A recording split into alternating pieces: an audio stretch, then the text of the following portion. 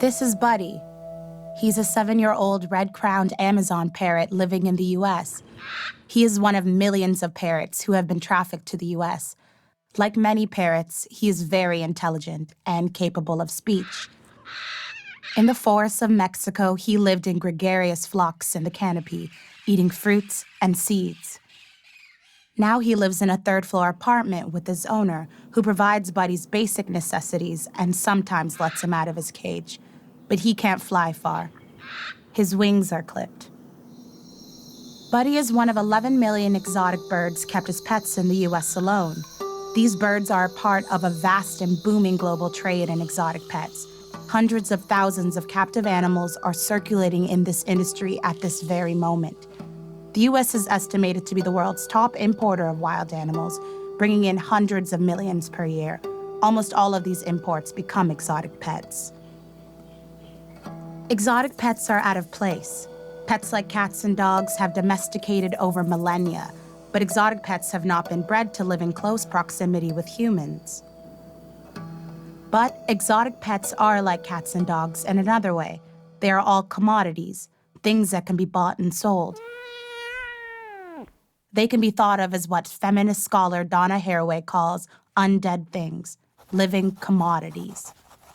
How does an animal become an undead thing? The process is often violent.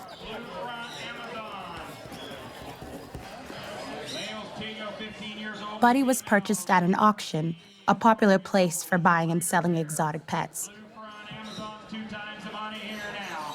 There are several auction houses in the U.S. that usually sell farm animals or horses, but turn themselves into exotic animal auctions a few times a year. Hundreds of animals are sold a day. Animals are also purchased at pet stores, online, and from breeders.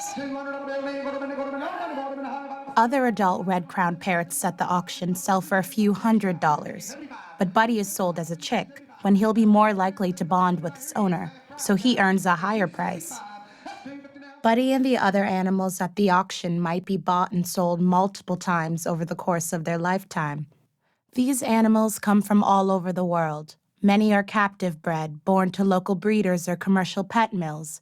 Others are wild-caught and smuggled across borders.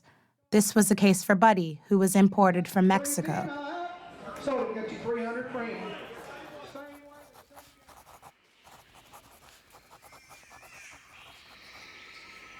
Red-crowned Amazon parrots live in tree cavity nests, high up in Mexican forests.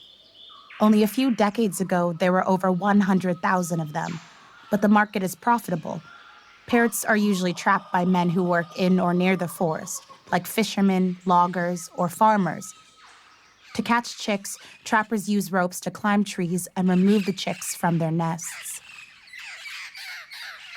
The trappers are paid very little for the birds they catch. Still, the money they make could be more than a month's income. Red-crowned parrot populations have declined rapidly because of this trade, and they are now classified as endangered. As few as 1,000 of them remain living in the trees. Trappers sell to a regional collector. The regional collector amasses many birds from many trappers and in turn passes them off to a distributor, selling them for far more than was paid to the trappers. The distributor then sells the birds, again at a markup, at a market, or smuggles them across the border, where even higher prices can be found.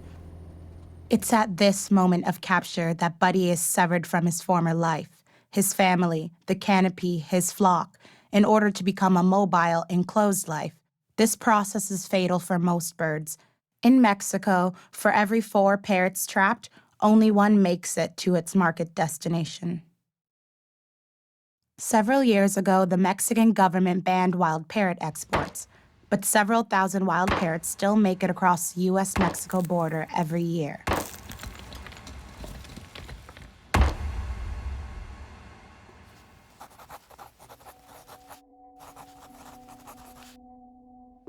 Scholars follow the thing to understand the processes that deliver goods to markets. Following an undead thing like Buddy shows the violence, injustice, and loss of life necessary to create an exotic pet. These exotic pets would have had a much different life if they had not been captured or born into captivity. They would have lived a life that was both independent and entangled with families, sophisticated social groups, and complex ecological systems. All of this is stripped from the animal in order to create an undead thing. The violence of this process is not visible in the purchase of an animal companion.